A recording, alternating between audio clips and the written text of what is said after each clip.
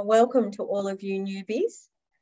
We're so happy to have you with us tonight. We've got an amazing, huge number of people registered for this event, and it's going to be a really exciting session, a really important session.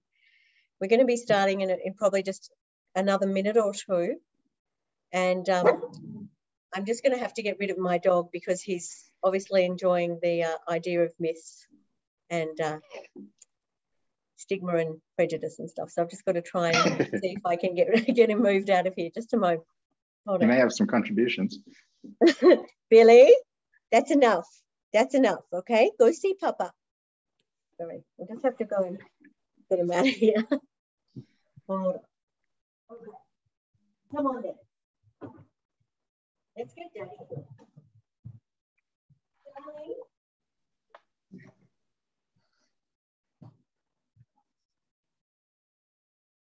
Cool, got a lot of hands raised as well.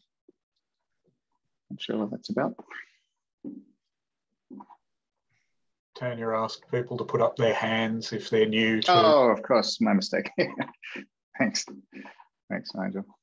No worries, Gavin.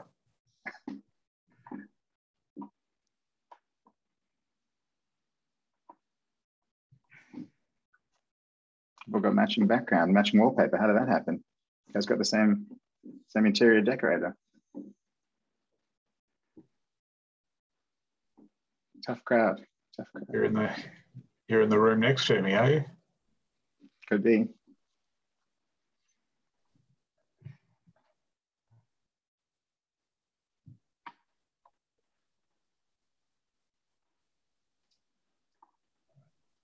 All right.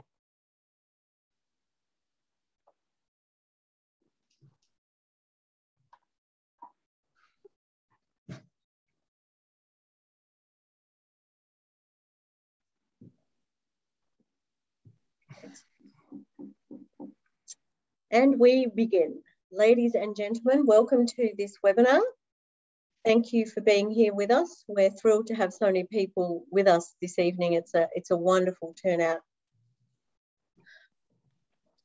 And we're very honoured to have Nigel Denning and Tra-ill Dowie with us as well. Can everyone hear me okay? Because I am having some internet issues. Fantastic.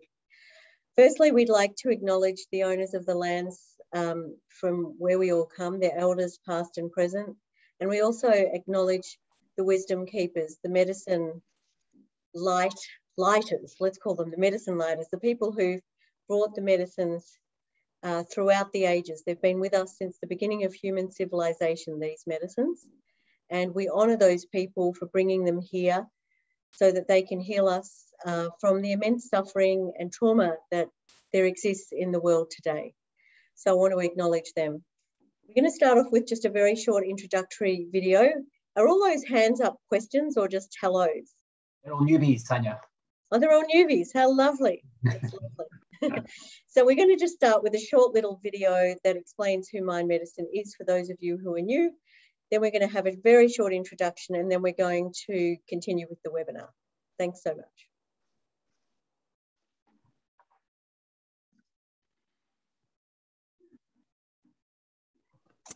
Did you know that over 45% of Australians will experience mental illness in their lifetime? That's nearly half of us. Everything feels flat and grey. I don't like it.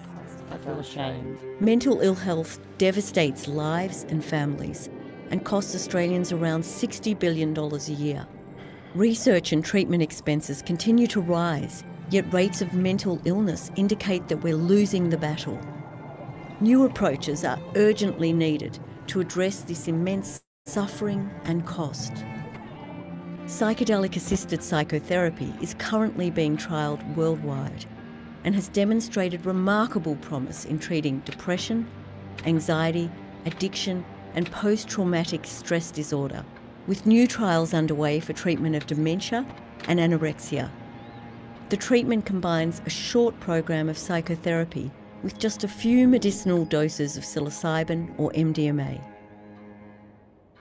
In the 1950s and 60s, psychedelic treatments had a major impact in psychiatry, and many considered it the next big thing in mental health treatment. But for political reasons, the Nixon administration criminalised the use of psychedelics and effectively stopped all research. That research has finally begun again. With proper clinical support, psychedelic treatments are safe and frequently lead to remission after only a short program, and even where current treatments have failed.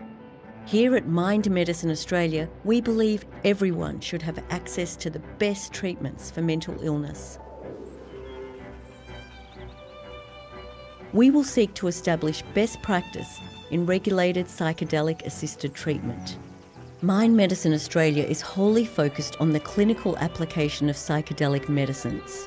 We're preparing for change by developing therapist training, ethical guidelines, a centre of excellence in psychedelic medicine, educational material and events, and supporting clinical research. We're a small organisation doing big things, and we need your support. Please share this video and visit our website to support us and get involved.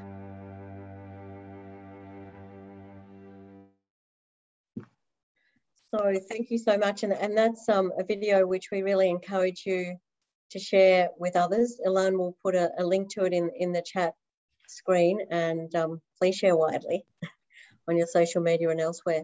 So we're just going to show you just a really short introduction to Mind Medicine Australia, what we do, why we do it. And Ilan will just put on the presentation now. Gavin? Oh, sorry, Gavin will. Okay, hi Gavin. Also, hello Gavin. Welcome. Hello. Who's our wonderful co-moderator for today's event and has been instrumental in organising today's event. Oh, hey Gavin. Thank you. All right, let me share my screen. Thank you so much. I should also mention that we're recording tonight's session and it will appear on our YouTube platform. And for those friends of yours that couldn't be here this evening, they'll be able to watch a recording. So we've had, I think, well over 450 people register for tonight's event. So this is obviously a topic of enormous interest. 5 myths stopping Australians getting fair access to psychedelic medicines. Next slide, thanks, Gavin. And just a reminder that we don't encourage or facilitate illegal use of psychedelics or plant medicines. Our focus is wholly clinical. Next slide, thank you. Next slide. So this is the situation that we were in pre-COVID. 1 in 5 Australian adults with a mental illness, 1 in 8 on antidepressants, including 1 in 4 older Australians and 1 in 30 children on antidepressants as young as 4 years of age. An estimated 1 in 2 of us to experience a mental illness in our lifetime. Experts are now suggesting that these figures have exacerbated so significantly that an estimated 1 in 3 of us are currently suffering with some kind of mental illness as a result of the pandemic and the resulting lockdowns and so on. Next slide, thank you.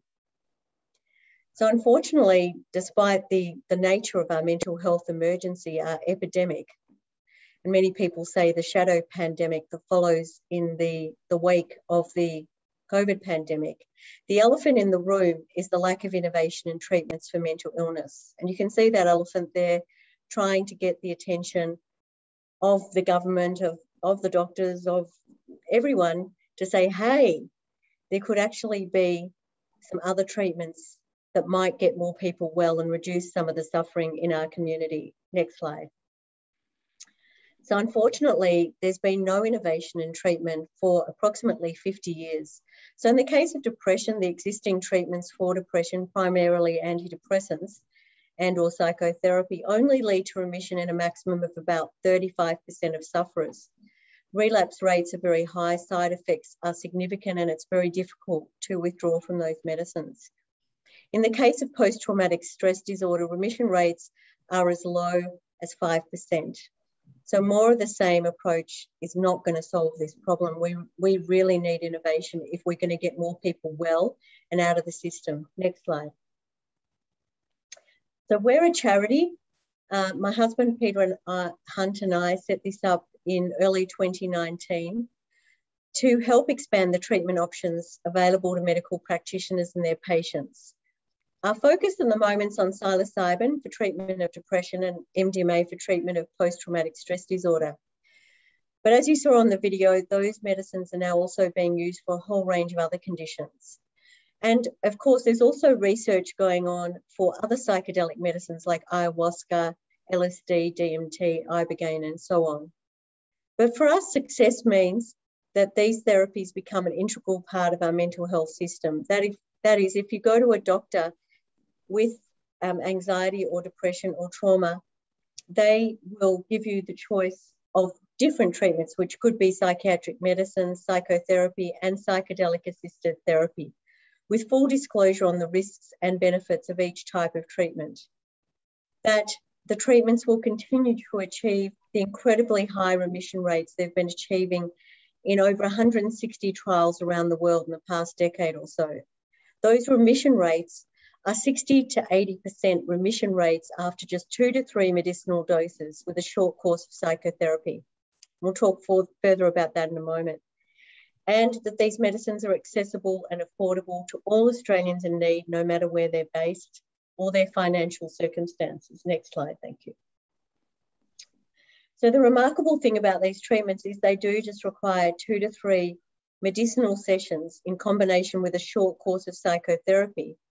And patients are often going into remission, which means they no longer qualify for a diagnosis of depression or trauma after these treatments. So the medicines are curative. They're not just palliative. They're not just managing a condition. They're actually healing people and getting them well and out of the system. They're also considered very safe in medically controlled environments and non-addictive. That's one of the myths that I'm sure you'll hear about in a moment.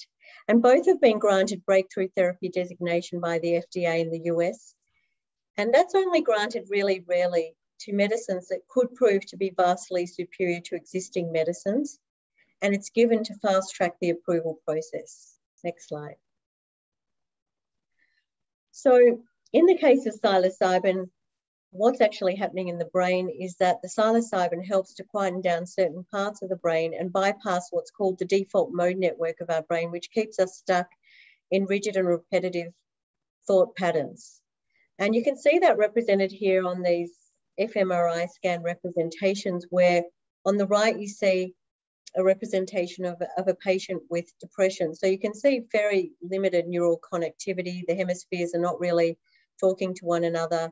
And you can see those stuck thought loops like you saw in the video at the start, you know, I'm not good enough, things won't work out, no one loves me, my life is rubbish, etc., that the repetitive thoughts that we may all experience, and particularly people with depression may utter repeatedly in a dark place. But in the left-hand side circle, you see the intervention with psilocybin. This incredible neurogenesis, this increased neuroplasticity, this sense of connectivity with self, with others, with the planet, this increased creativity as well that's created by that increased neuroplasticity and the different hemispheres talking to one another. And it's in that space that a patient can start to break out of those repetitive stuck patterns of thinking, and where a therapist can have a real window of opportunity to work with the patient, and where the patient can start to become an agent for their own healing instead of taking a daily tablet that reminds them that they've got a mental illness. And this is a large part of the reason why the remissions are so significant, because the patient does start to feel really connected. And of course, one of the typical definitions of depression is a sense of disconnection. So to actually be reconnected is such a gift that these medicines can bring. Next slide, thank you. So I just wanted to draw your attention to two of the most recent trials. This Imperial College trial, which was directly comparing psilocybin-assisted psychotherapy with an antidepressant called escitalopram. And in this trial, half of the patients, I think about 30 of the patients, took psilocybin-assisted psychotherapy, just 2 doses of psilocybin alongside a short course of psychotherapy, versus the other group that had a daily dose of the antidepressant plus a short course of psychotherapy. And at the end of the trial, the remission rates were twice as high in the psilocybin group as in the antidepressant group. Psilocybin worked more quickly. There were fewer side effects, less suicidal ideation, and so on. So that was an incredible result by Dr. Robin Carhart-Harris and his colleagues at Imperial College. Then the MAPS phase 3 trial, very important trial, part 1. And that was undertaken under the supervision of the FDA. After just 3 doses of medicinal MDMA combined with a short course of psychotherapy, 67% of the patients who had been suffering an average of 14 years of post-traumatic stress disorder, so you can imagine their suffering, 67% of them no longer qualified for a diagnosis of PTSD, and 88% experienced a clinically meaningful improvement in their symptoms. It's expected that with further integration, that means further work following the medicinal sessions with their therapists, and just further insights from those medicinal sessions, that the trial will potentially reach an 80% remission rate. And now part 2 of the phase 3 trials are going on. And as a result of these incredible results, it's expected that MDMA-assisted therapy will become legal in the US as a prescribable medicine in the next 12 to 18 months, and that Europe and Australia will follow soon after. Next slide, thank you. I should also mention, just going back to that, I just have noticed a slide missing, which is just some of the other significant things. Our Australian government has recently announced a $15 million research grant for further research in Australia for a range of innovative and novel research. It's very exciting. A number of US states are legalising psilocybin use for therapeutic use. Canada is also legalising psilocybin, and we're also seeing a number of psychiatrists and some specialist doctors in Australia gaining what are called Special Access Scheme, SASB approvals, to treat patients who are very ill, some who are suicidal, some who are veterans, on a case-by-case basis. So the TGA has been granting some approvals in Australia for those treatments to proceed federally, but we still have some state barriers which we need to get through. Mind Medicine Australia, next slide, thank you so much, has also recently applied for the rescheduling of both MDMA and psilocybin-assisted therapy to the TGA, and the TGA is currently conducting an independent review and expect to put out a report on September the 30th with the outcomes of the independent reviewers' findings. So if you have, I think all of us are on this call because we want these medicines to be made available to those who are suffering. This is personal probably for every one of us, because if it's not us, it's someone who we really love and care for. Probably a number of people that we really love and care for. So please reach out to the TGA and Minister Greg Hunt and Brendan Murphy and Professor John Skerritt, and just keep writing to them and encouraging them. So Mind Medicine Australia's role is to build the ecosystem in Australia for these medicines to become available. And we do that through 4 key strategic pillars. One of them is education and events like these. So this is part of our free global webinar series. We also present a lot of webinars to other organisations. So if you're out there from a clinical group, a hospital group, a university, a health insurer, a philanthropic group or a business, and you want a presentation, we can bring along some of our psychiatrists, psychologists and others to present to your community. We also are planning a major international medical summit in November, and we're talking about how we can present that at the moment in a hybrid way so that we can include people who can't get across borders and so on. We have an incredible lineup for that, which we'll talk about later. We've also got state and regional chapters.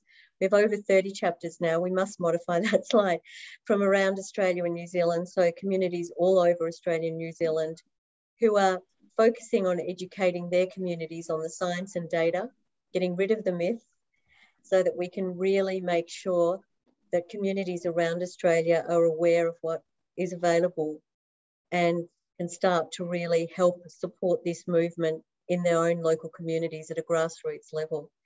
So if there's a chapter in your area, we encourage you to join it. If there's not, we encourage you to start one.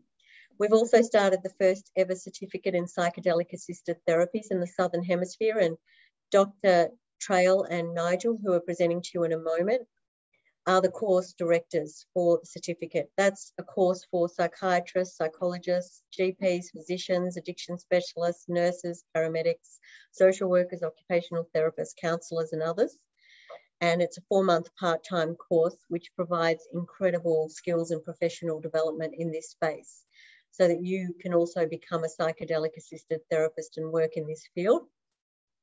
We're also looking at setting up a centre for emerging mental health therapies in partnership with some universities. And we're looking at the legal and ethical frameworks, as I mentioned, with the rescheduling. But with that, I'm now going to introduce Gavin and Nigel and Tra-ill to you.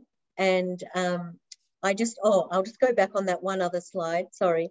I just want to say to each of you, our webinars are free, but though Peter and I are philanthropists, we can't do this alone. And we have many, many ways to make a donation and support this mission.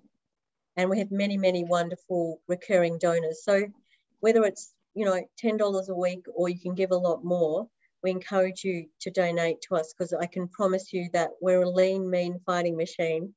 And we, my husband and I take absolutely no salary from this. We donate our time. We have many volunteers who do the same. And our only goal is to make sure that we can make these medicines available and reduce the suffering and suicides in this country. So we really encourage you to donate, and we can talk further about that in the Q&A. Thanks so much. And I am delighted to introduce Gavin, Nigel and Tra-ill to you all tonight. Thank you. Awesome. Thanks so much for that introduction, Tanya. And yeah, I mean, personally, on behalf of everyone, thank you so much for everything you've done. I've, worked with Tanya for about 2 months now. She's really working tirelessly behind the scenes. She's brought us all together, and when this eventually gets legalized, we'll really have a debt of gratitude to her and Peter. So just to frame this whole discussion, like these myths about psychedelics and this whole paradigm shift and, who I am. I actually started out pretty much like probably the rest of the people on this webinar. I was actually just a concerned citizen. I saw an ad for a webinar much like this, and I joined, and I added Peter and Tanya on LinkedIn as I do, just to sort of add interesting people to my network. And Peter reached out and said, will you help me pro bono with some of the marketing, because I have some experience and background in this sort of space. And yeah, that's how I, sort of got into this. And I started thinking about it. Well, what is the actual sort of challenge that is going on here? Obviously, we've all, certainly have traveled overseas and we've seen what's been going on with psychedelics around the world. Very exciting stuff. Guys like Tim Ferriss, who I'm a big fan of, started talking about it. And it occurred to me that, yeah, I mean, this is a really big, area that if we can, shift some perceptions here, we really do have the chance to help a lot of people who are experiencing a lot of mental illness. And so over the last few weeks, you've probably seen some of the emails coming out, from me and the team, basically trying to get an understanding of like what the actual issue is. What do people believe about psychedelics? What is the common perception around them? Because, I'll start the slides now, really a problem well-defined is a problem half solved. And the question at the core of this organization and the core of what we're really trying to achieve is why are psychedelics illegal, right? I mean, currently, there are mushrooms that grow randomly out in the world, and it is illegal for you to ingest one. So why are psychedelics illegal? So my background also before this is that I studied law for 5 years. I eventually, left that. But, I do have some background in understanding why we legalize, or make anything illegal. And so it really begs the question, should psychedelics be illegal? And if we put this question to the Australian public, at mass, how would they feel about it, right? Talking to Tra-ill and Nigel last week, Tra-ill made the great point. I mean, there's a lot of, challenge in sense making. Where do you even go to find out the truth these days? Half of us trust the media, half of us don't trust the media.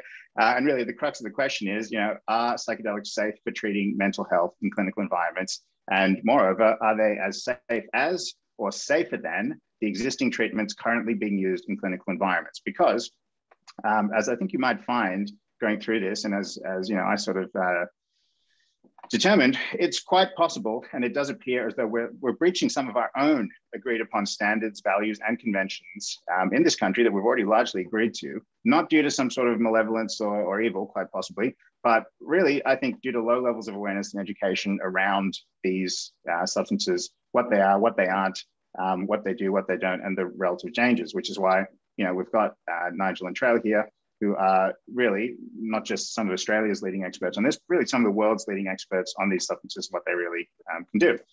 So, our belief is that correcting these, myths, correcting these beliefs that are held by the general public will, cause the shift that we need to dramatically increase the well-being of literally millions of Australians. And I've seen people say, it's like certainly whatever jurisdiction, does this first is going to start impacting other jurisdictions. And, hopefully we can lead the world in this and be a beacon for the world and show what it is like when these things are, used in mental health for the treatment of mental illness. So welcome to everyone. Thanks a lot.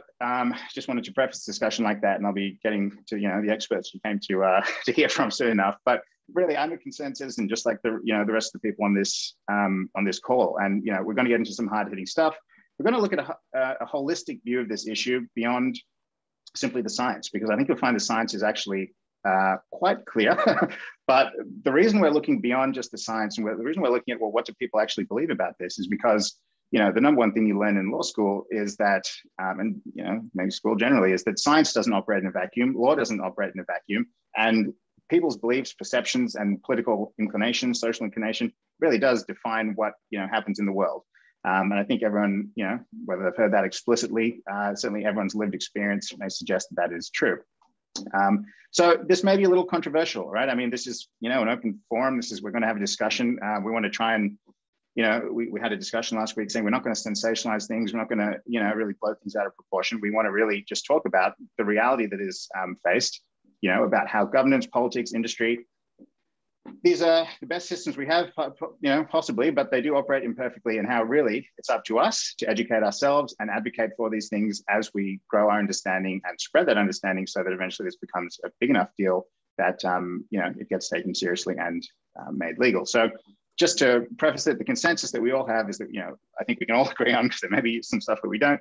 We all want Australians to have safe, affordable, effective treatment, that enhances people's health and well-being, and let's all agree that we're on the same page about that. And you can, by all means, please write in the chat if you agree with any of this, and any comments that come along, I'll be looking at those. So quick intro, who are we? Guys, you want me to introduce you, or do you want to do that yourselves, or I'm happy to do it if you like. You can do it, Gavin. Cool. So yeah, very, very excited to have met these guys. Nigel Denning, he's the Managing Director of Integrative Psychology. He runs the MMA and the CPAP program, which is obviously training the next generation of therapists in how to administer psychedelic-assisted therapy. So he is, in many respects, the therapist.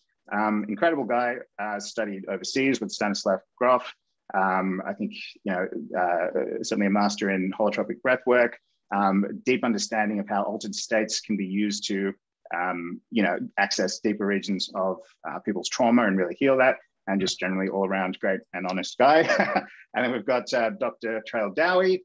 One PhD wasn't enough. He's got two, one in psychiatry, one in philosophy. Again, legendary psychotherapist. Is the head of education and training at the Icon Institute, where they train, people in art therapy and all various forms of psychotherapy. Gavin Abeyratne, who's that guy? I don't know who invited him to this. Largely concerned citizen. My background, as I said, I have a degree in behavioral studies, and I work mostly as a marketing consultant, and I've, got a various range of, autodidactic interests, which you can probably tell, which is probably true of many of you. But for all intents and purposes, consider me here just like someone who's trying to, help get this information as easily digestible as possible. Because a lot of the people that we talked to over the weeks have basically said that they want clean, easy to understand collateral that they can pass on to friends. And that's why we've sort of just condensed it to as simple as we possibly can. So guys, was there anything you wanted to add at this point, or should I just get into it and get straight to the myths? Yeah, no, let's get into it. All right, cool. So the question is like, well, okay, first of all, why is anything illegal? Quite apart from psychedelics. As I said, law doesn't operate in a vacuum. It operates in a society. What is society? Society is the values, convention, and ethics that we all hold. So, what have we actually agreed upon as a society in terms of how we make laws? One of the things you learn in law school is the harm principle. That is, there are some exceptions to this, but largely, let me just move this thing across one sec.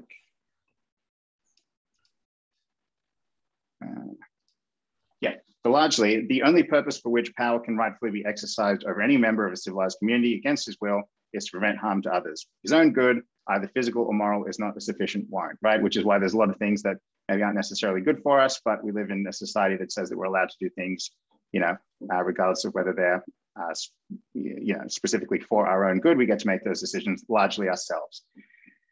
And the full quote there, I don't need to read the whole thing, but you know, you cannot rightfully be compelled to do or forbear something because it would be better for him to do so. There are good reasons for, you know, persuading someone, but you are generally not supposed to restrict people's behavior unless it is going to harm others. And that's one of the sort of, you know, prevalent things in our legal system. Second value that we've all, you know, essentially already signed up for is the right to health. This is, again, not something I made up, straight off the Attorney General's website. The right to health is the right to enjoyment of the highest attainable standard of physical and mental health. You know, pretty straightforward. And then it goes on to say that consequently, the right must be understood as a right to the enjoyment of a variety of facilities, goods and services and conditions necessary for the individual to realize his or her highest attainable standard of health. So if these are our core values, and by all means, people can write in the chat, you know, are these our core values? Yes or no? Do we agree with these things? Whether these sound fair, you know, in Australia, we have a very strong sense of fairness. That might be our most dominant cultural value. That, you know, if these things are true, if we agree on these values, and if it can be substantiated scientifically that psychedelic substances are safe and allow people to attain, and I quote, their highest standard of health, then they probably should be legalized for the treatment of mental health, not, you know, due to some crazy paradigm shift and value difference, but according to the values that we already have. And yeah, feel free to, you know, put whatever you want in the chat, but I'm now going to just go into the myths that we sort of discovered surveying people for the last months, and I'm going to let the guys get into it. So myth number one, and I think Nigel maybe wants to cover this one. Myth number one, psychedelics are a party drug. This is a common myth that, that popped up. Yeah, indeed. Thanks, Gavin. So I've been involved in this area for about 35 years now. I came into the work through an association with a psychologist who was working in non-ordinary states back in the 80s, introduced me eventually to Stanislav Grof. So had a really kind of long exposure to the development of alternate paradigms for working in non-ordinary state, but also to the history of psychedelics, because they were being used quite extensively, as people know, up until the 70s. But they've certainly not party drugs. They're known to have been used in most ancient cultures. At the heart of many religious movements, when people are going into experiential work, there's been use of different medicines, different chemicals to induce altered states. And in many different cultures, these altered states are seen as portals to information, to knowledge, to healing.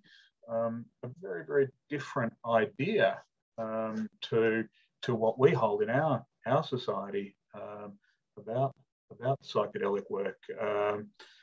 And that was due largely to misuse by, you know, a group of the population in the 60s and 70s. But they've been systematically used. MDMA has been used with couples in couples therapy before they were outlawed. LSD psychotherapy was a really emergent paradigm in the 50s and 60s and into the early 70s. Really good clinical outcomes, really promising work both from psilocybin, LSD. These were really useful adjuncts to therapeutic work. So when used appropriately, the use of psychedelics looks nothing like party drugs. They're used in a systematic and controlled way. We create an opportunity by establishing a movement towards the use through the appropriate set and setting. People get in the right frame of mind. You make sure that people are safe, that they're doing it in a really calm, relaxing, beautiful environment. You get people to orient towards an intention around learning something in the work. And then you support them and you help them at the end of a session to integrate that work. And you do that over a series of contained and controlled sessions, all the time focusing on the safety of your patient. Very, very different to using these things socially. It's not unlike traditional use. People may be familiar with ayahuasca work. I've certainly been into the Amazon and done work in South America in that format. And there's a certain ritualized use, whilst it's not a therapeutic per se. It is used for healing and development and growth, and it's done in a respectful, contained and formalized setting, which is exactly what we're trying to do in our paradigm, our mental health system. We're trying to introduce a way of drawing on ancient wisdoms, ancient ways of working to help augment the systems that we already have. So certainly not a party drug. They're drugs that require a deep amount of respect and care and need to be really systematically used. Yeah, that's a great explanation. And so, yeah, to sort of just cap that point off, exactly as Nigel was saying, these drugs have been used, thousands of years in spiritual ways. Just like you see on the slides, actually, these were developed in the early 1900s rather, and they were used as psychiatry. So in many respects, what we're experiencing now is a rebirth of psychedelic use, a renaissance, if you will. It's not the first time these things, were actually used for medicinal purposes. And of course, there's my mentor, Stan Groff, he set up a hospital in Maryland in conjunction with Harvard Medical School to treat people with forensic and psychiatric cases with LSD under a set and controlled protocol with quite powerful outcomes prior to illegalization again in the early 70s. Well, exactly. And here he is, your mentor. We're quoting him here. Psychedelics used responsibly and with caution would be for psychiatry what the microscope is for biology and medicine or the telescope is for astronomy. And that was, Nigel's mentor, Dr. Stanislav Graf, who's a psychiatrist and, pioneer in this field. Was there anything else you wanted to mention on that, Nigel, or should we move on to the next myth? No, just that there's an incredible opportunity. We don't want to overstate, but we certainly don't want to understate. There's a real opportunity here to explore human consciousness in a growth-based and developmental way. Wonderful. Sorry, can I interrupt just for one moment? Just for those of you on the chat who are posting about your experiences, if we could ask you not to do that, because that is one of the things that could compromise everything we're trying to achieve. So if you could leave that off the chat, we'd be really grateful. Thank you. Thanks, Tanya. Thanks. Cool. All right. So myth number 2, and yeah, I think Tra-ill would be great for you to carry this one. Psychedelics were banned because they are dangerous. And yeah, there's maybe some truth to this, some partial truth. So by all means, Tra-ill, take it away. What is the truth? Yeah.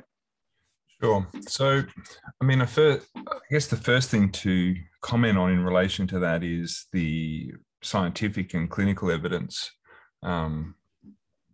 which essentially debunks that point. Okay, psychedelics are not banned because they're dangerous. In fact, they are some of the safest medications that we have access to. And a pioneer in this recent psychedelic renaissance, David Nutt, got in a great deal of trouble some time back in the United Kingdom when he made this point very, very clear. The most dangerous drug, in a community-based setting in countries like Australia or the United Kingdom is alcohol, and psychedelics way, way down the list of dangers.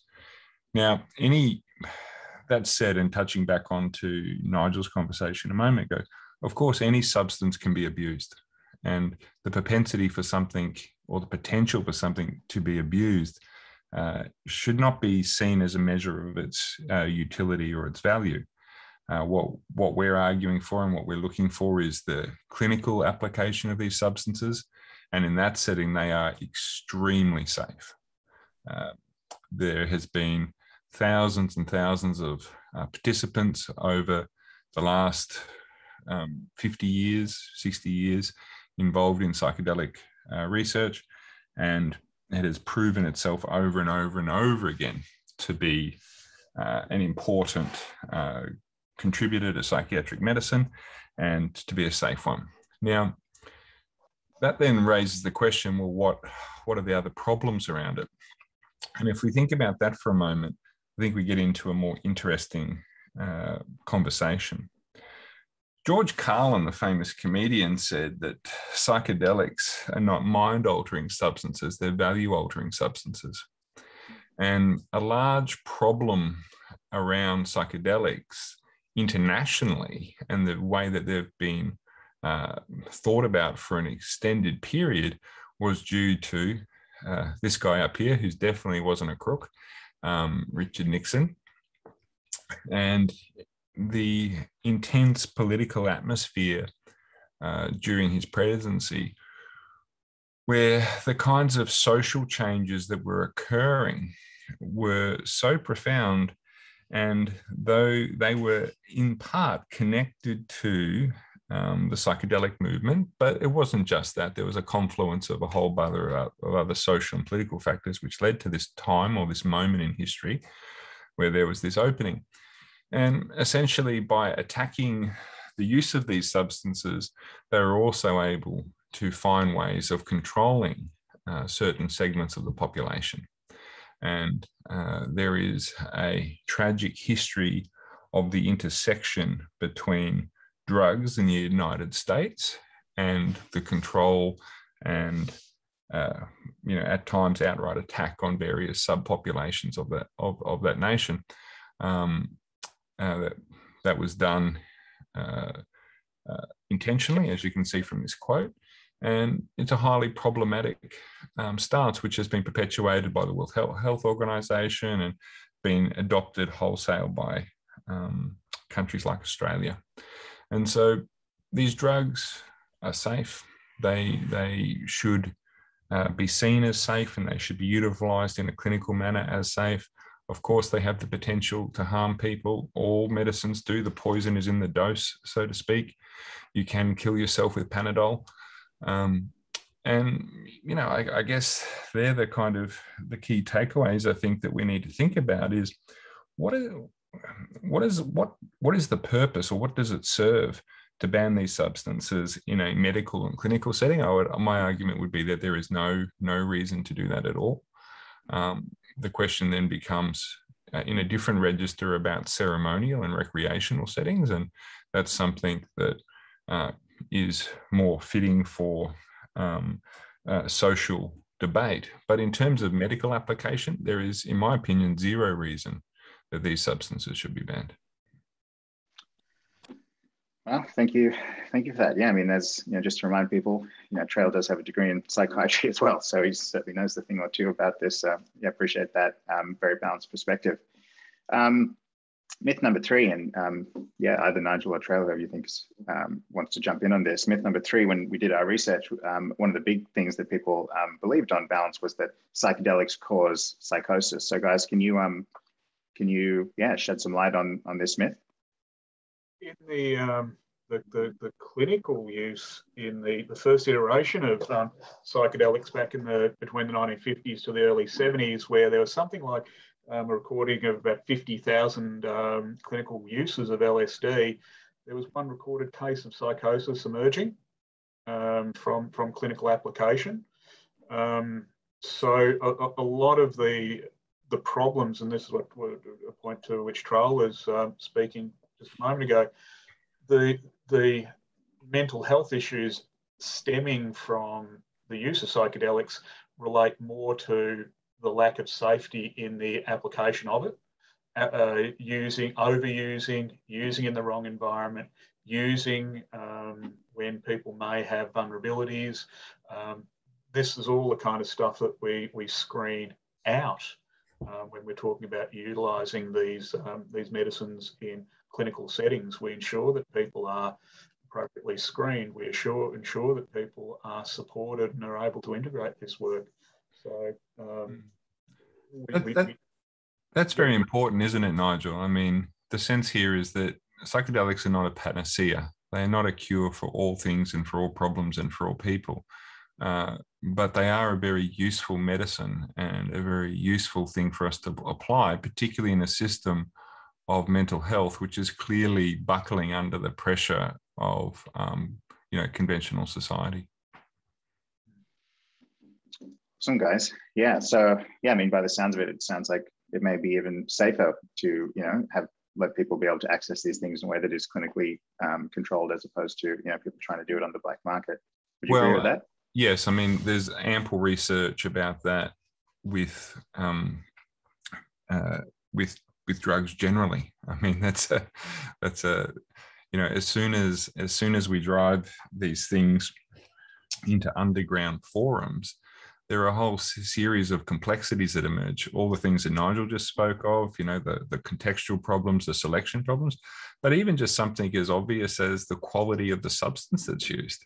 Mm-hmm. I mean, there's a big difference between something that's, been manufactured in someone's, garage or backyard, and something which has been developed in, a clinical setting.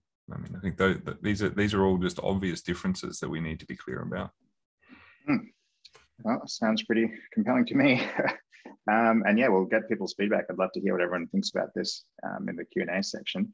And then, so the other myth we found that came up quite a lot is that people believe that psychedelics are addictive, or there is some, ambiguity, as to whether they're addictive or not. And certainly we wouldn't want to be putting out, more drugs of dependence. But, and I'd love Tra-ill and Nigel to look at this, but it really the concept of you're just defining addiction. So guys, want to look at this, man? Yeah. So you can go for it, Tra. Yeah, so the question of addiction is a complex one, and it's obviously not as simple as people sometimes want to present it. And there's an abundance of, if you did a search on the internet, I'm sure it'd say that psychedelics are not addictive.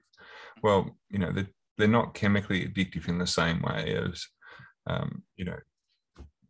methamphetamines or heroin or cocaine or things like that.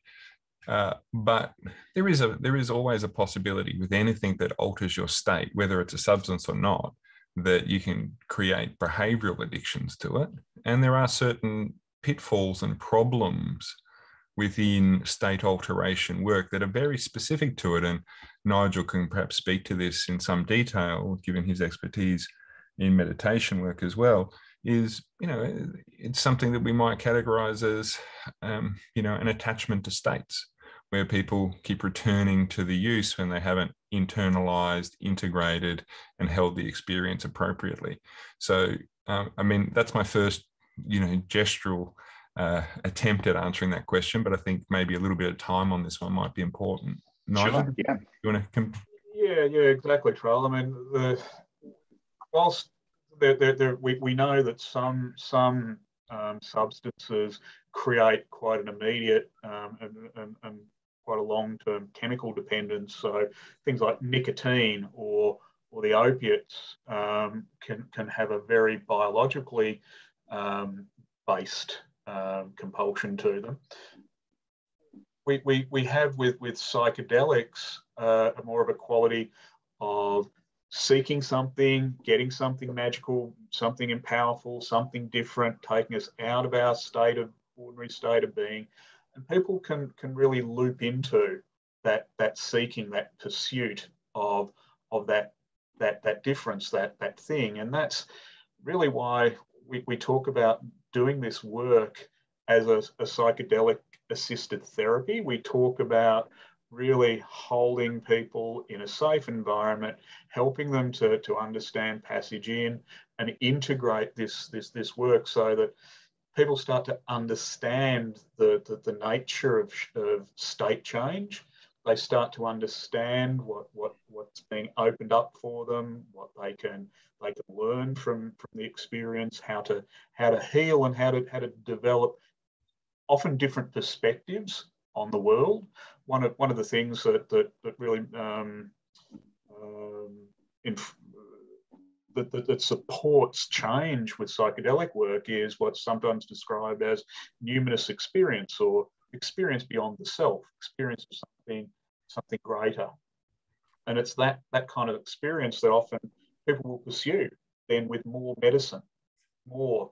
And that's really what a therapy is about, is helping someone understand that as a part of their own experience that they can connect with for the rest of their lives, which is some of the outcomes of the long-term psilocybin experiments, like the Good Friday experiment that Walter Pahnke was famous for back in the 60s. So yeah. And I think, yeah, go ahead. And I think those are all excellent points, Nigel. And I think then to add to this, then the question that it brings to the fore is again between kind of medical and clinical uses versus use in a recreational setting.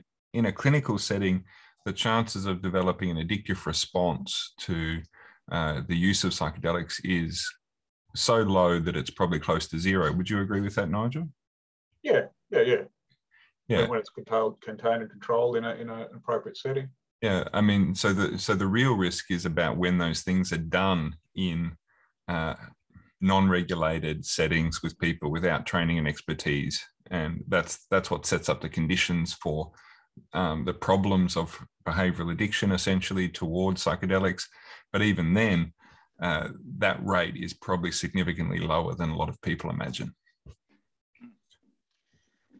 Yeah, well, thank you very much for clearing that up, guys. I mean, yeah, like as I said, as a concerned citizen, I just Googled it, and it said it doesn't, lead to dependence or addiction. And I think that's a really great point you make about, yeah, people can get addicted to all forms of states. Can get addicted to shopping, can get addicted to, the internet, get addicted to TV, all sorts of stuff for different reasons. But this idea of really, as you say, as therapists, getting people to do the work when they get in those altered states and to get what they sought, to get what they were seeking. Yeah, is a really powerful way of. I'm very fond, Gavin, of a quote by Alan Watts where he says, "If you get the message, hang up the phone." That's a good one. And the purpose here is to create a view or a recontextualization of oneself and one's world and one's experience, and to then build on that. That's the key. Wonderful. All right. And then the fifth and final myth, and then we'll actually have quite a bit of time for some Q&A, is that existing treatments are adequate. So, guys, yeah, what are your thoughts on that? Well, clearly, it's not. Clearly, current treatments, the overuse of antidepressants, anxiolytics in society is just another cycle. Tranquilizers in the 70s and 80s, barbiturates, and we have huge problems with opiates for pain management in our society. So the medications are not reducing issues of mental health. The way that we're approaching psychological suffering by simply repressing the symptoms is really not a strategy that is working coherently across the board. Certainly, some people are helped, and I don't want to completely negate the fact that antidepressants can help some people, anxiolytics can help people. This is certainly true, but increasingly, what we have are people described as treatment resistant. People treatment resistant to something like PTSD, which is chronically known to be a poor responder to traditional forms of therapy, and people are often treated long-term with palliative medication. So what we're looking at here is a very, very different approach to working with mental health. You got some thoughts on that, Tra-ill? No, I mean, I think that's a pretty good summation. I mean, clearly we are you know, clearly we're in a crisis, a mental health crisis. And the question, I guess the deeper question becomes why?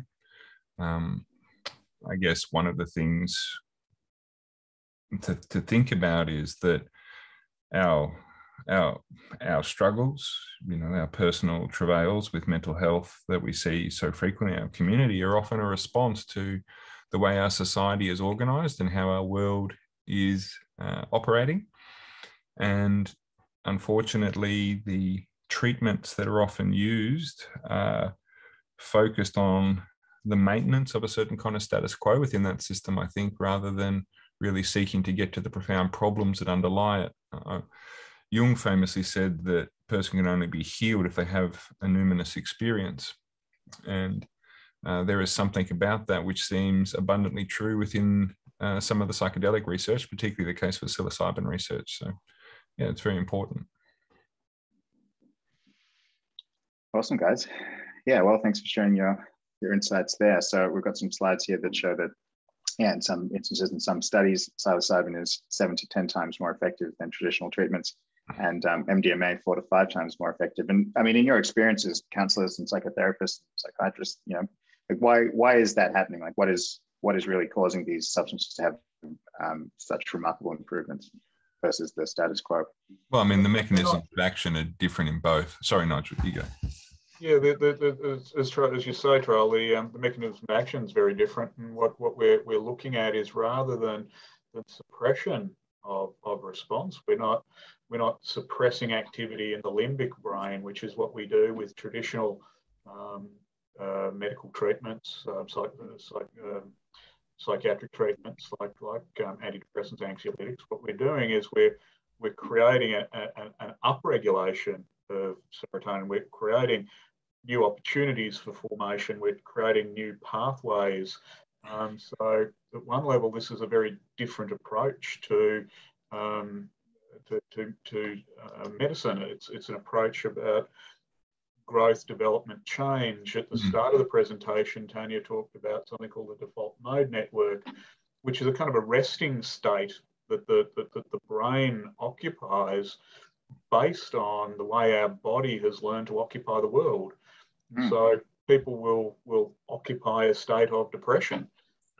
When we use standard medications, what we do is we mitigate and we soften, we weaken the intensity of that state, but we don't often or don't always remove it. What these medications are doing are giving organisational possibilities beyond that status. And Nigel, I think that for me is one of the most exciting things about this work, is that what it potentiates is the necessity to completely reimagine how we look at mental health. Yeah. And moving into a growth-based rather than a suppression-based register is really a huge movement. And it's something which, has been circling around for, quite a while, but it feels like now is a moment where it's really necessary. Yeah, it brings in a lot of the work of positive psychology and in terms of growth and personal betterment and that kind of thing. It's an incredibly powerful tool for improvement when used responsibly and ethically. Yeah, very exciting, guys. I love hearing you talk about that with so much passion. And I guess, just so correct me if I'm wrong, in layman's terms, you're talking about healing the underlying, cause of the disease versus just sort of treating the symptoms, just so I can kind of, understand that better. Yeah. Yeah, exactly. You're treating more than the cause. You're treating the symptoms, the formation, the etiology, and the expression. It's actually an incredible opportunity for freedom and growth. That's the whole point of these experiences of the numinous. They're experiences of the potential, and it just hooks into that whole human potentials movement. Yeah, it's interesting. Gregory Bateson famously said that most of the problems in the world are caused by the difference between how people think and how nature is.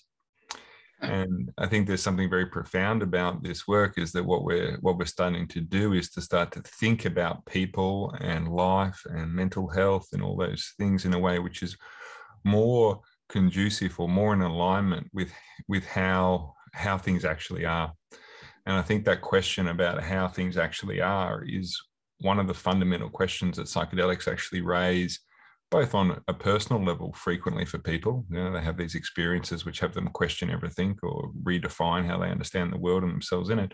But also, I think that also is likely at an institutional level once these things are adopted. Experience is the go-kart of good judgment, as Immanuel Kant would say. So. Amazing stuff. Well, okay, so those are the 5 myths covered. I want to get to the Q&A as quickly as possible. And if we go a little bit over time, hope people don't mind. You know, Nigel and Tra-ill have been very generous with their time. They're very busy guys, and you know, as you can hear, really masters of this world. So you know, just some quick you know, sort of testimonials about what people who have experienced psychedelics you know, are saying to sort of contextualize it at an individual level, what it feels like to go through what Nigel and Tra-ill just described. I think it really sums up when it says, I felt like I went through 15 years of psychological therapy in one night, which is a really, you know, profound and powerful statement. And this other one, you know, everyone deserves this experience. If everyone did, no one could ever do harm to another again. Kind of goes to that point you were talking about, how Nixon was concerned that, you know, this may end war, boo-hoo. And yeah, this idea that, you know, psychedelic therapy, you know, administered in a safe, supported and clinical environment are the keys to unlocking the prison doors of mental illness. And Tanya's covered a lot of this stuff, so I can just blast through it. But yeah, you know, we're not the only ones who are looking at this. This isn't some fringe, you know, topic anymore. Certainly Mind Medicine is leading Australia in this way, but globally, you know, very, very, you know, reputable institutions and countries are looking at this. So there is a lot of wind in the sails here. We kind of just need to, you know, drive it home.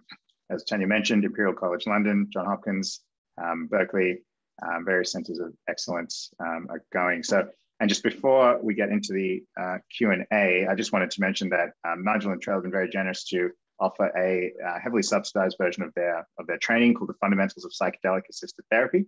It's being taught live by Nigel and Danny. It starts on September 15th, but you can get an early bird access to it, save $150.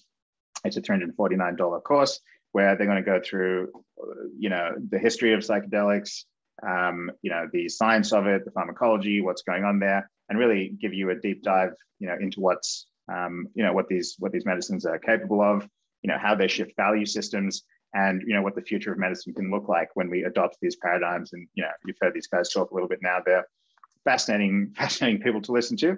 And on top of that, if you're also considering joining the Certificate of Psychedelic-assisted Therapy, which is obviously more for, you know, people in the mental health field, you were actually also waiving the application fee for that, which is usually $250. So it's an incredible, you know, value proposition to, like we said, part of our core goal, you know, help people really understand this stuff at a deep enough level, so that, you know, we can make this a mainstream thing in Australia. So with that, I will jump into questions, and hopefully we have a lot. I'll stop sharing my screen. Hang on a sec. Hey, Gavin, I'll just come back to that because you were, I didn't even get that special offer that you said at the end, I think, about CPAT. But, so sure. But we might do that on the CPAT slide. So okay, if sure. you want, or again, but or yeah, well, just say it again. Yeah, well, I mean, yeah, sure. Yeah, it's sorry. You know what I mean? No, not at all. Well, so yeah, usually to apply for CPAT, it's a $250 administration fee to, you know, go through the application. But yeah, as I said, Nigel and Tra-ill and, you know, Tanya and the organization have been generous enough to waive that administration fee, and you get it, you know, it's waived when you join this Fundamentals of Psychedelic-assisted Therapy. So if you're on the fence about it, it's really a no-brainer way of getting access to that course, and then potentially, if you want to do CPAT certification, doing that as well. And actually, there's already quite a lot of people registered for the online course. So I think you'll also meet some wonderful like-minded people, which should be wonderful as well. Yeah, absolutely. All right, yeah, so well, there's lots of questions here. So Nigel, Tra-ill, do you want to pick some out, because there's heaps there, and or Gavin as well. Go for it. I don't mind. Gavin, you can pick them out, mate. Go for it, Gav. What do we got here? Let's see. What is Nigel's favorite ice cream? No, I'm just kidding. What's that? Tough crowd. I said, what is Nigel's favorite ice cream flavor? Tough crowd. So there's... What have we got? Go for it, Tanya. If you see any ones, because you've been looking at that maybe a little longer. Oh, well, there's a question here on testing of youth. This is a common question. So did you want to answer that, Nigel, briefly? What was the question? Sorry, Tanya? Just on whether there's been any trials with youth. So, well, I mean, you know, the closest ones have been the anorexia and eating disorder ones, which are for younger populations. But did you want to comment on that at all? Yeah, there are numerous trials going on around the world at the moment. There's MAPS phase 3 trials for MDMA for PTSD. No, but this is for youth. Sorry, for young people. For youth. Yeah, sorry, my apologies. Sorry. Yeah, as you say, there's eating disorders trials specifically. There's no trials with children, though. No trials with children. No. And there is debate about that. I know people like Ben Sesser and stuff have raised that. And there are a couple of people who point to anthropological kind of differences in other cultures where psychedelics are used. But I think it'll be a long time before an ethics committee will sign off on the use of psychedelics with children, personally. Yeah, I mean, we have some very interesting and somewhat controversial, potentially comments here. We've got, I'd be interested in your views around the notion that big pharma does not benefit from modalities as these, perhaps keeping customers online for pharmaceuticals is more desirable in the system, including mental health. Does anyone want to take a stab at that, or no comment? That's a huge problem. I mean, that's a huge problem. There is no money for big pharma in psychedelics. I mean, I think that comment is true, but I think there's also a kind of overconflation there, as if psychedelics are going to be this panacea that are going to remove all other medicines. I don't think that's true, but I think there are a lot of interests at play currently that are redirecting and trying to take hold of what is coming as an essential revolution in this space. And my medicine is different to many of the things that we see happening in the United States, where there's really strong commercial interests. And I know, listening to Rick Doblin talk about this is something that he's really concerned about in particular. And it's something that we have to be really aware of, and we have to, be ethical and be integrous in how we approach this work, and really be clear about what our intentions are. It certainly can't be about making money. It has to be about helping people and making the world a better place. But there will always be competing interests, and there will always be people trying to, profiteer if there's an opportunity. And that's something that we can't be naive about, that exists. There are certainly interests in more of the philanthropic space where we're asking people to make commitments, ethical commitments, to the use and development of these kind of medicines.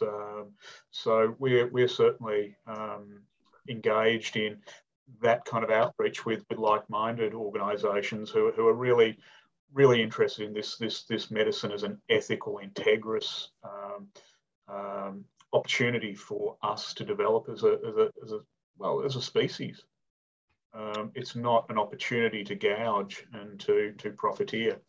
That's right. No, absolutely. I might just, Gavin, you might have some questions there that you're picking out as well. There's one here, though. I'll just talk about a couple that because there's so many that we need to sort of do fast questions, fast answers. So I'll bridge just through a couple. Some people are asking how they can get onto trials. Common question we get asked. And we have a wonderful a new document on our website which talks about all the trials that are taking place globally, including the ones taking place in Australia. And I know that some people on this call are also from other countries. So Ilan, if you could post a link to that document, that'd be great. And that's going to be updated all the time. Secondly, there's someone here who said there's often a subculture, shared meaningfulness, connectedness associated with psychedelics that has a cultural, non-commercial value. Who stands to profit from clinical use of psychedelics? Well, I think certainly patients who don't want to go underground and break the law stand to benefit. But would you like to comment on that, Tra-ill or Nigel, as well? Yeah, I mean, who stands to benefit from it? I mean, there are a myriad of benefits, and a lot of those, will flow downstream in terms of the net cost benefits to our society and our community. In terms of the economics of it, I mean, I think that what has been clearly modelled now, and MAPS have done a good job of this in particular, is showing that the costs of doing a psychedelic-assisted therapy intervention are dramatically cheaper than lifelong medication, hospitalizations, etc. And so I think the benefits of it are that it's going to help people and it's going to have a knock-on benefit within our community. But we need to be aware that there will be forces that are trying to do things. There are companies which are trying to patent certain molecules, trying to create patents in order to control and then suppress, other people getting these things to market or being able to help people. And that's always the case in the society we live in. So we just need to be mindful and aware of that, and make sure that we're, interrogating the people we're involved with and working with in the right kinds of ways, making sure that integrity, care, and, health are what's driving their interests. And that there is a real open source and transparency around all of this as well, so that no one is trying to hold a monopoly. That's right. What we teach in the CPAT course is a model of practice based on what's being presented in clinical trials, and that's a time-limited treatment model, somewhere between 16 and 20 sessions. So we have sessions of psychotherapy that lead to medicine sessions, supported medicine session, which then allows further psychotherapy, a repeat medicine session, and then final integration psychotherapy. And so we're talking about an intervention of 4 months. In the case of something like psilocybin for people who are treatment resistant to depression, so they may have been on antidepressants for decades. For people who are, when we're talking about MDMA for PTSD, we're talking about people who have been suffering the horrific consequences of PTSD, often for decades. So we're talking about using these shorter term, contained, controlled interventions to replace what are often decades long pharmacological interventions. So it's a remarkable opportunity to provide something really meaningful for the development of our care industry. And it's also, I mean, I think just picking up on some of the questions here, but Gav, you might also have some, just to reinforce the importance, one of you too, about the fact that this is psychedelic-assisted therapy, that it is really important that the medicine plus the psychotherapy is what creates these outcomes. That's correct. And when we're teaching this stuff, we talk about a psychedelic complex. There is the medicines, there is the therapy, the therapist. There's a whole bunch of complexities that are involved in this work. And it's one of the things that we're very, very strong on, is to imagine that you can just give somebody these medicines and lock them away somewhere and it'll just take care of itself is a fallacy. These are experientially referential medicines. They are set and setting dependent. There's all these other factors that are very important to the work that we do. And so, yes, the medicines are important. There's no doubt about that. But in some ways, the work that happens on the back end is more important and more clinically challenging, and something that requires more skill. So, in simple language, it's your capacity to integrate the experience, not have the experience, which matters. Yeah. There's a question here too, Tamar. There's not really a long way to go to bring mainstream medicine or these medicines, therapies on board in Australia. It's actually very close. As I mentioned, there are already therapists in Australia who are getting approvals to treat patients. We just have some state barriers, which we need to get through around, and we'd love you all to help us with any of this, because it's by bringing together a movement of people that we can actually get over some of these hurdles and obstacles. So it's not a long way to go at all. Plus the medicines are likely to become prescribable, as I mentioned, very soon in the US, and Australia has already indicated through the TGA that it will follow suit. So this is really around the corner, which is very exciting. It doesn't mean that we're all going to have necessarily retreats or, you know, chocolate bars in the supermarket filled with psilocybin yet on the shelves, but it's definitely getting closer.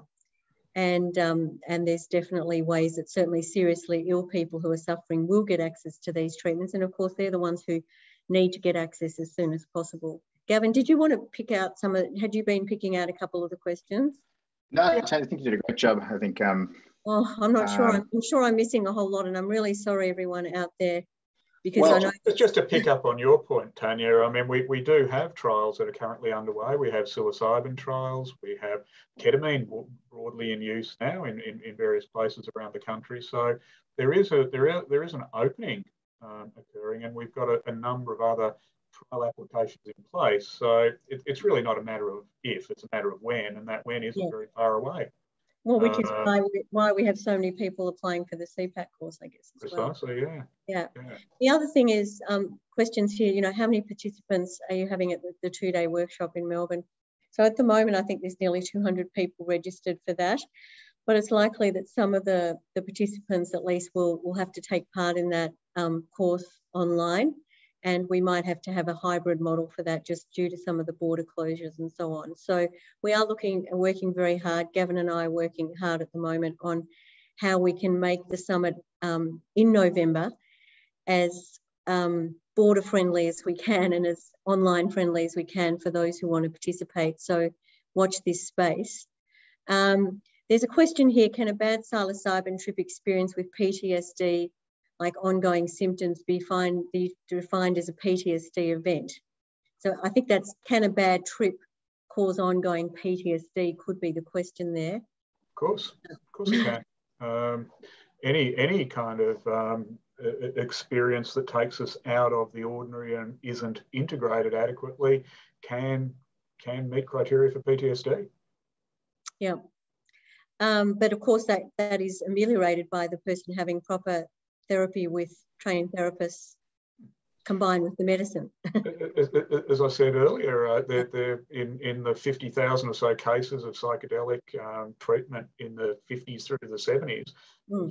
One case of psychosis emanating from it. When this is done well, it's highly unlikely that people get these really negative adverse side effects. Yeah, there's a lady, someone here who says, sorry to cut you off there, Nigel, I'm just conscious there's a few more questions. Did you have something else you wanted to say there, though? Just to reiterate this point, there's the same theme. It's why it's important that we develop good therapists. We develop people that can work in this field with the medicine in a really systematic and self-reflective way. Yeah. Person here, I've had a poor reaction, including side effects to antidepressants. Am I safe to try psilocybin? Great question. Tra-ill, it's that kind of so different question is really about intake and assessment. We need a lot more information than just that about, you know, someone's suitability for psilocybin. But they're very different, so different in terms of their therapeutic action. Is really important to say that. Okay, well, a question here, can psychedelics actually be used to treat psychosis? Well, I mean, originally one of the original populations that LSD was applied to were alcoholics and psychotics. Currently, I'm not aware of any trials that are using psychedelics in the treatment of psychotics. Stan Groff's career was based on treating schizophrenia with LSD. Yeah, that were the early trials. I'm just not aware of any current trials, and then perhaps that's a response to the current, getting ethics approval for that would be quite challenging as well, I think, in the current environment. But it was one of the original populations that were treated. Yeah, very important question here about, will these, treatments only be available to psychiatrists, or will clinical psychologists be able to work with them also? Well, of course, they will, and all other types of therapists will be able to. Nigel, did you want to just talk to that for a moment, being a clinical psychologist yourself? So I'm a counselling psychologist, but what we have is in our training, we have a three layered qualification. So when we're doing medicine work as part of the structure of our treatment, we always recommend that two therapists are present during a medicine session. So when we're working with people, there's always a therapist who will do the pre-medicine sessions, so build a therapeutic relationship. There'll be two clinicians present during medicine sessions, and then a therapist to support post-medicine session. Those, the people that we're training can be, we need people who can prescribe. So that will be people with medical degrees. Now, some of those people may be able to treat as well. So that would be psychiatrists, GPs who have come through the training, who don't have the clinical training can support. We have psychologists in the training who can provide that lead therapist role throughout, even though they can't prescribe. And we also have support people who can be present during the medicine sessions to support the lead therapists. And those people can be people with allied health training. Nigel, would you mind just making a comment about the way we've dealt with kind of professional hierarchies in the training, just in lieu of what you said? Well, one of the most brilliant aspects of the CPAT training is that we draw together a disparate professional group, and what I think is kind of a universal feedback from the group is how refreshing it is to be in an intercollegiate environment where we can all bring in our skills and our abilities, and that's not one person holds the knowledge or holds the expertise. It's actually within the collective. So psychiatrists are supported by chiropractors, supported by psychologists.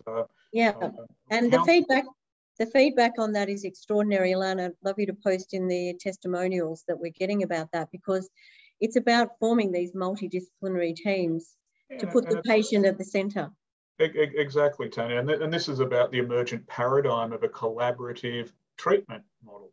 This is medicine isn't something that we do individually in our therapy rooms. This is something we do collectively as an intercollegiate group of practitioners, and we need us to be together as a group and to work through this and to keep each other learning and keep us focused, because it can't be held by the individual. There's something very profound about that, Nigel, I think, because so much of the illness that we see at a psychological level is socially contexted, alienation, anomie, etc.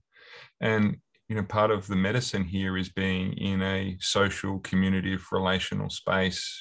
It's not about being locked away with your problems. And I think that's very important. I think, by the way, there's like 65 new messages on that. We're never going to answer all these. So I think what we might do is we might organise a part 2 where we come back 6 to 10 part 2 or another webinar about this, because it's been absolutely fascinating so far. And we've still got a couple more slides we just want to show you before you go.